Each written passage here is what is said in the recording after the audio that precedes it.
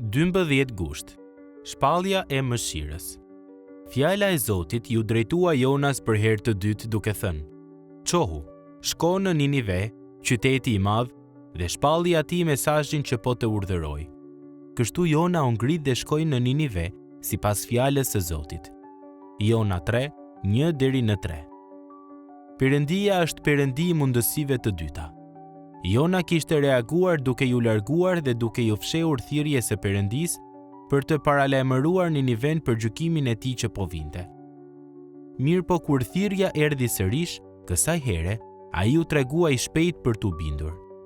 Duke qenë i vetëdijshëm për dështimin e tij dhe për hirin e Perëndisë ndaj tij, Jona dukej i zellshëm për t'u predikuar atyre që në mundësinë e parë që do t'i jepej.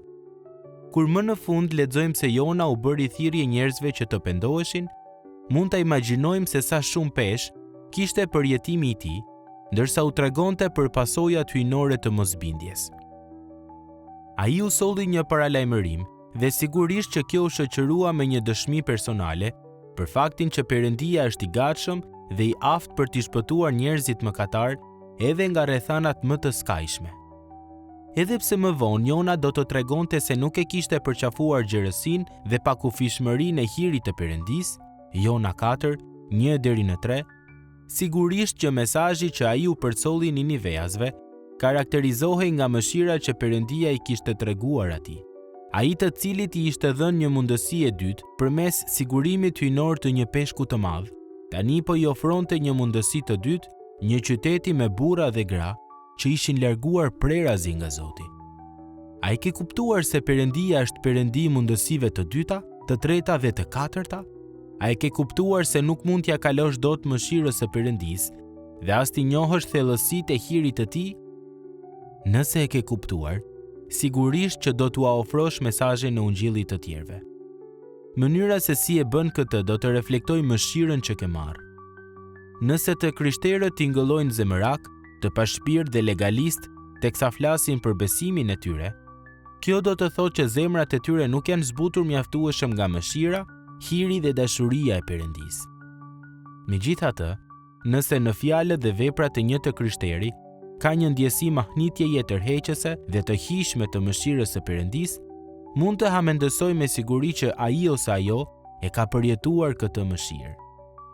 Charles Wesley, shkrimtari i himneve, të cilit mëshira e Perëndisë ja fitoi zemrën, shpalli me plot gojë: "Thellësi mëshire. Mund të ketë vallë për mua mëshirë? Zemërimi na mund ta frenoj vallë? Mua, kreun e mëkatarëve, të më mëshiroj? Shumë gjatë i rezistova hirit të tij. Shumë gjatë hapur e provokova. Thirrjeve të tij veshin nuk u avura. Me një mirëzime atë e trishtova.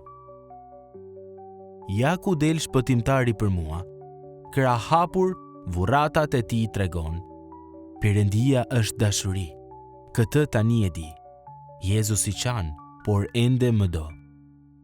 Reflekto tani për mëshirën e Perëndisë për ty, që të solli në besim dhe pastaj për durimin e tij të vazhdueshëm ndaj teje, si dhe për faljen që të ka dhënë.